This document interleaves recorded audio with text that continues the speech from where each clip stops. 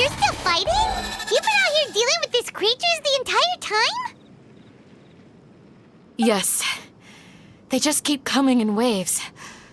I've lost count of how many I've defeated. Before I realized it, even the sandstorm had stopped. Ah! Here comes another wave! Leave this round to us. I got interrupted earlier, but now I have something to take my anger out on. It's been quite a while since I've seen the Flame Mane in action. I'll leave these to you then. I'll be sure to put on a good show. Let's go!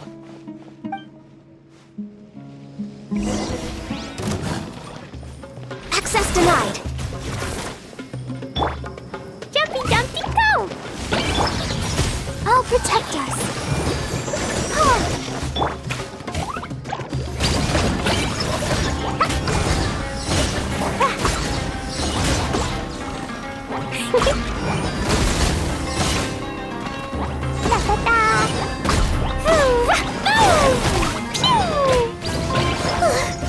Here comes another wave! When are they ever gonna let up? Shall begin.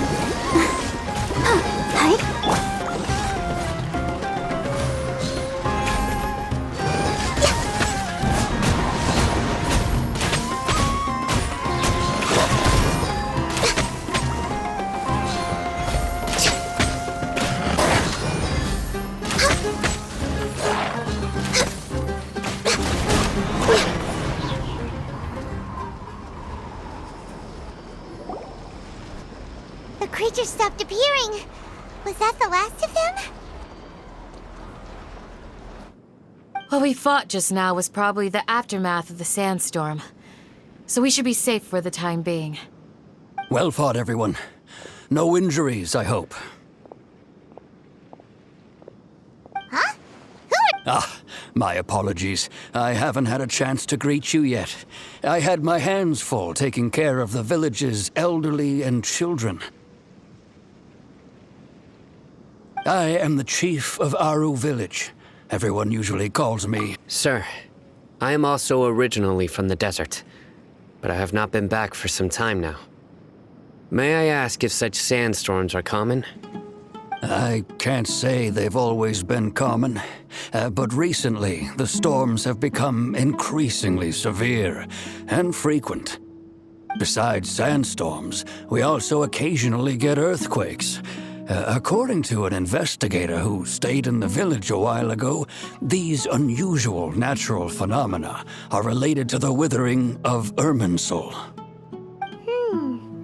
Another effect of Irminsul's withering.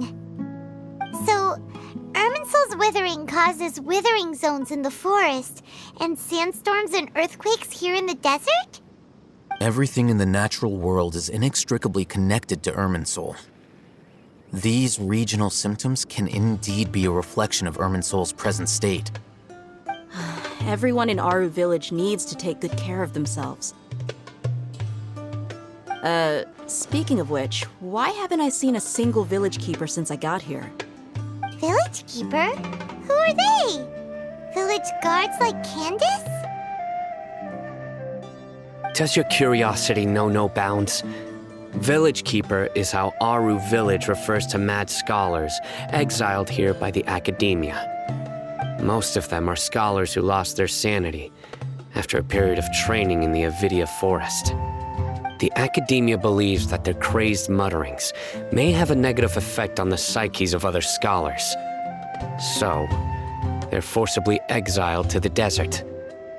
Though if you ask me, it's all a boatload of nonsense.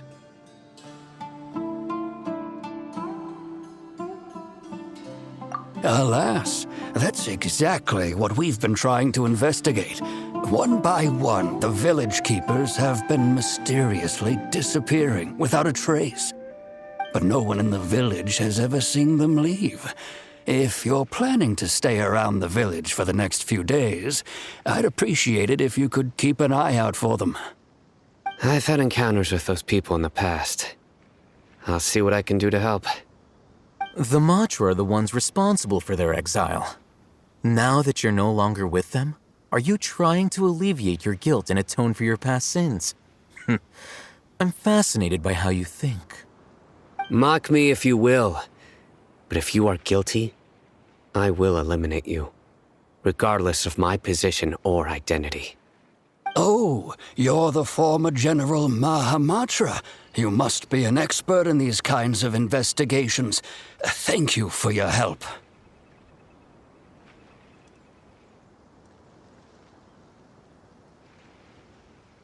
Is it because you're reminded of Hypatia? Oh, these poor scholars. First they lose their sanity, now this! We need to help get them back home, safe and sound. But, is it really a good idea to tag along with Sino? You seem like you really don't trust him. I'll be grateful for the assistance. No doubt you will do a better job than some of my former subordinates. Let's start by finding a spot to share what we know so far.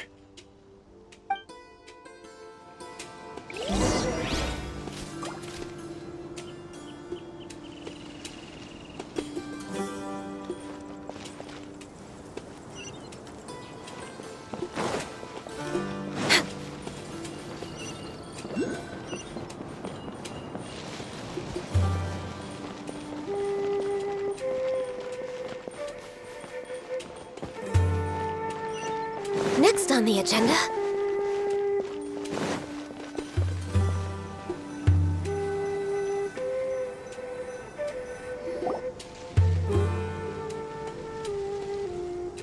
Although I've sent myself into exile, I'm still doing essentially the same things as before. Do you still have any questions for me before we start our investigation?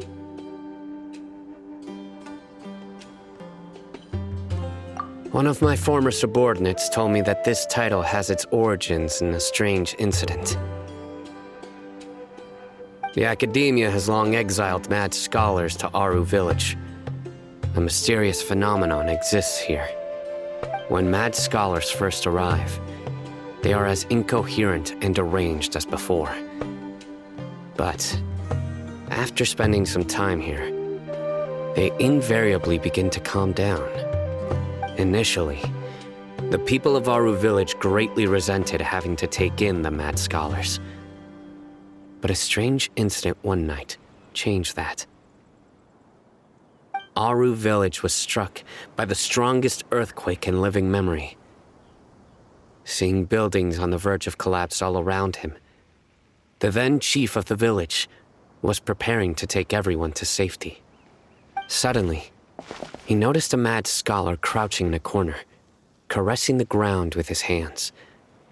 A soft, green light radiated from him, like a divine glow against the backdrop of night. Despite the powerful tremors that ripped through the ground that night, all the houses remained upright, almost as if they had grown roots reaching deep into the ground. In the end, not a single building collapsed, and no one was hurt. After that, the people of Aru Village treated the mad scholars with greater kindness, and began to refer to them as the village keepers. A soft green light? A mad scholar protecting Aru Village? What do you make of it, Traveler?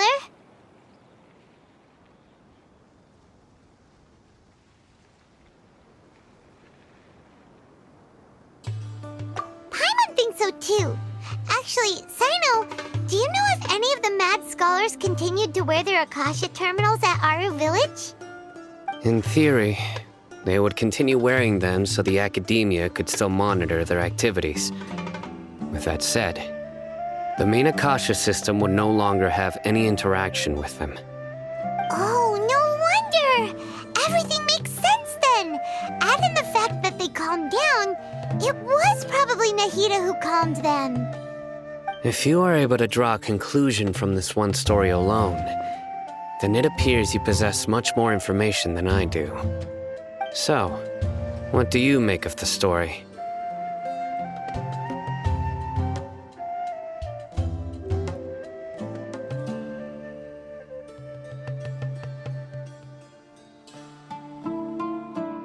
Really? Lesser Lord Kusanali. believe us? Lesser Lord Kusanali was definitely using the Akasha to give her power to the Mad Scholars! No, it's not so much that I don't believe you. I'm just struck by your reasoning. Lesser Lord Kusanali, the current Dendro Archon. Is she really active in Sumeru? The Academia has always placed far greater importance on the late Greater Lord Rukkhadevata. They've more or less ignored Lesser Lord Kusanali, and I've never had any reason to doubt their views. In addition, I've never heard any stories about Lesser Lord Kusanali and her deeds. To me, she might as well have been a god that never existed. No way! Nahida definitely exists! She's a... How should Paimon put it? She's a good Archon who's kind and wise. Even if she says weird stuff sometimes. I've spent many years interrogating criminals, so I can easily tell when someone is lying. Good! Then you should know that we're telling the truth. That look in your eyes. I've never seen that from a liar. You two really must have met Lesser Lord Kusanali. How can this be? To think, our Archon has been amongst us this entire time. Alright, now it's our turn to put our skills to good use for this investigation. But easier said than done, especially since we don't have any leads. Maybe we can start by knocking on some doors. Excuse me, are you here to help me find my grandpa? Huh? Who are you?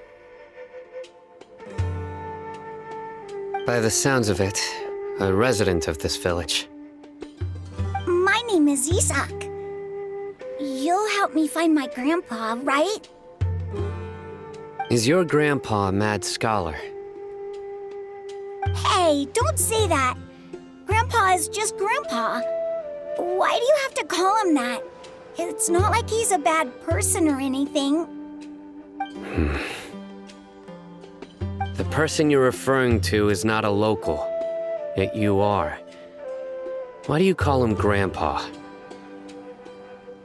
Grandpa is just Grandpa. He's my family. I heard everything you said to the village chief. Please, you gotta take me with you. I want to find my grandpa. I swear I'll help. I won't be a nuisance. Ah, so you're the one who was eavesdropping on us around the village chief's house. I was planning to go out and take care of whoever it was, but I had a vague feeling that they didn't harbor any ill intent. Whoa. Ethan wasn't kidding about Matra having sharp senses. Sino, he's just a kid. All he wants is to find his grandpa. Let's find a way to help him. Sorry, I was only listening in because I wanted to know where Grandpa went. Honest. If you don't believe me, you can ask Miss Candace. All right. But first, let's confirm the facts with Candace.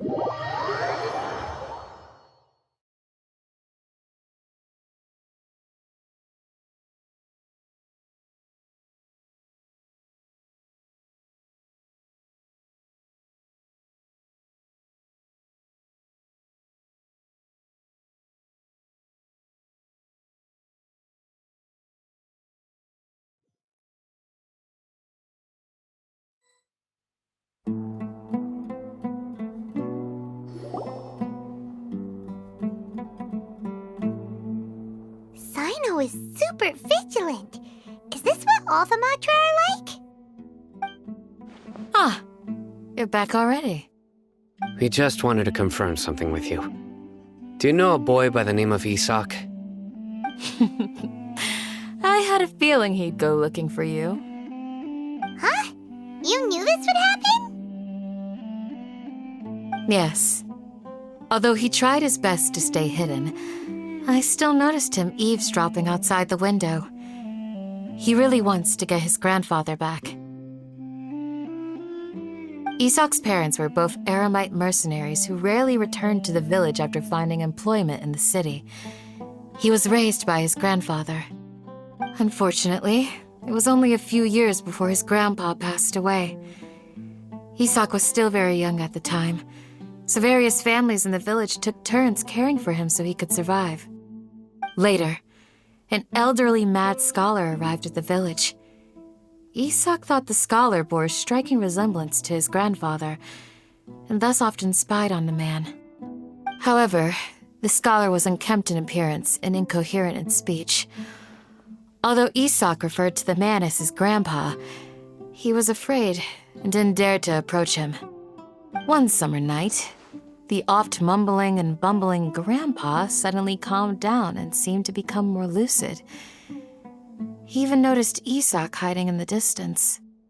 So Grandpa walked up to Isak and patted him on the head.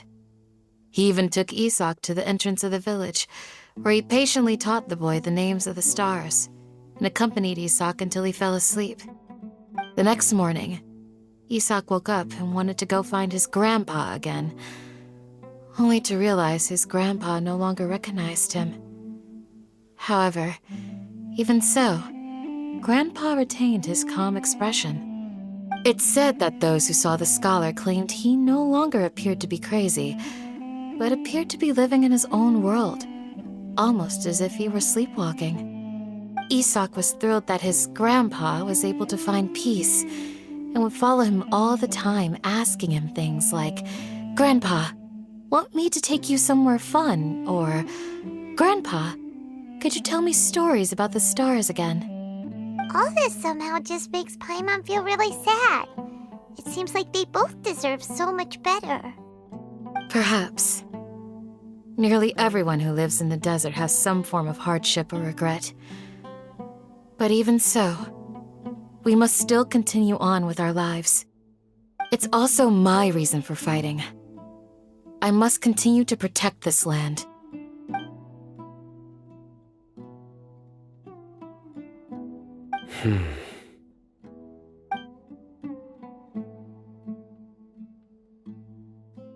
Maybe the people have always had a considerate god watching over them.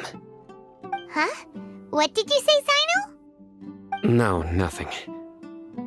As long as Isak keeps his word and doesn't get in our way, we can take him along. Perhaps you are more compassionate than I gave you credit for. Please accept my thanks on Isak's behalf, Sino.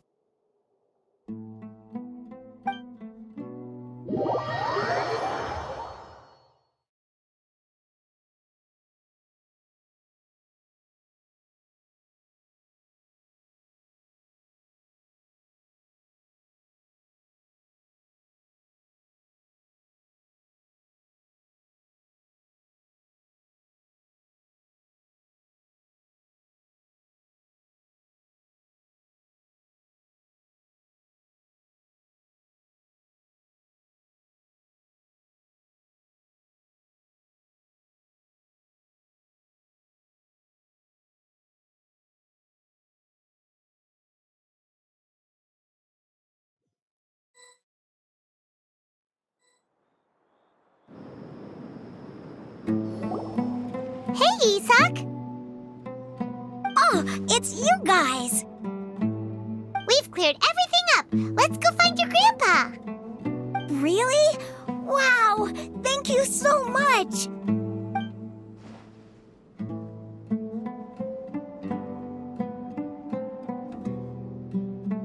Yeah! All right. Let's ask the local residents some questions first.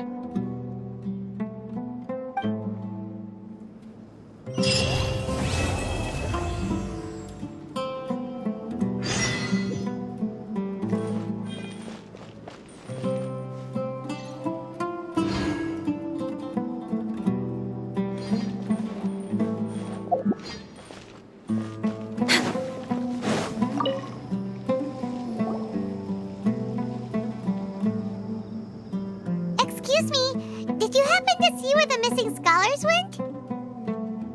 You mean the village keepers? Oh, let me think. When I was eating dinner the other day, I saw one of them by the side of the road, muttering away and eating mushrooms and tree roots. They shouldn't go around eating that kind of stuff. Okay. Did you notice anything else? Anything else? No, I think that's all I have to tell you. Sorry.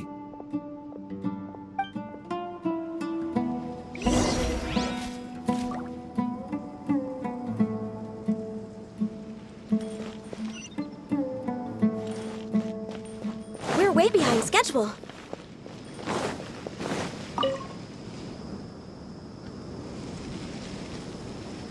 The scholars that have gone missing.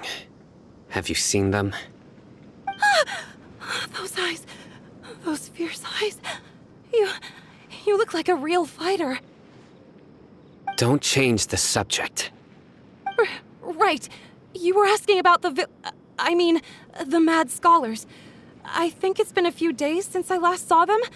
I usually go to bed pretty early, so I'm not too familiar with what goes on at night. But honestly, I feel quite sympathetic towards them. Even though they act a little strange, they've helped me in the past. If it weren't for them, my house would have collapsed long ago. Do you also think Grandpa and the others are good people? Grandpa? Oh, hello there. It's little Isak. You mean that nice man who looks like your grandpa's long-lost twin, right? He was actually the one who protected my house. I saw it with my own eyes. He happened to be staying near my house that day and was doing something with his hands on the ground. It still feels pretty surreal now that I think back on it. Did someone teach them how to do that? Well, whatever the case, I'll always be thankful to him and whoever taught him to look out for others. I'm pretty sure that if I ever went mad, I wouldn't be able to do anything like that. Gotcha. Thank you.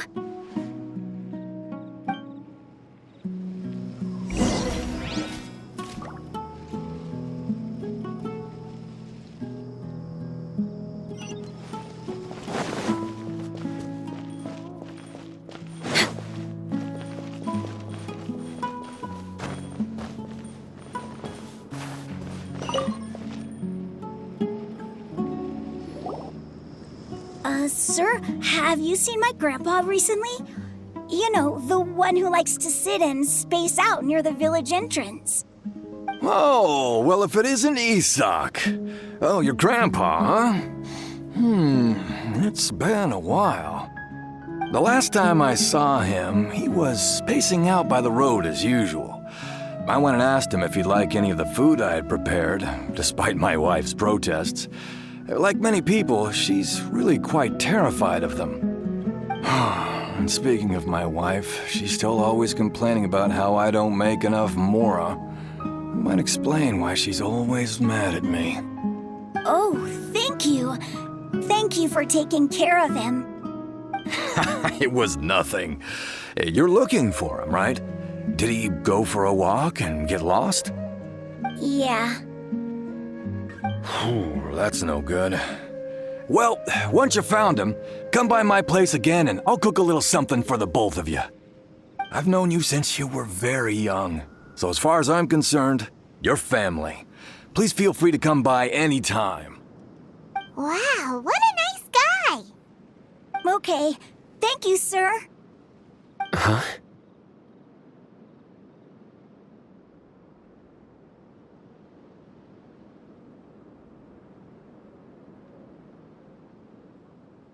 Don't say anything for now. Isak, stay here. Let's head over there. Stay quiet as you move.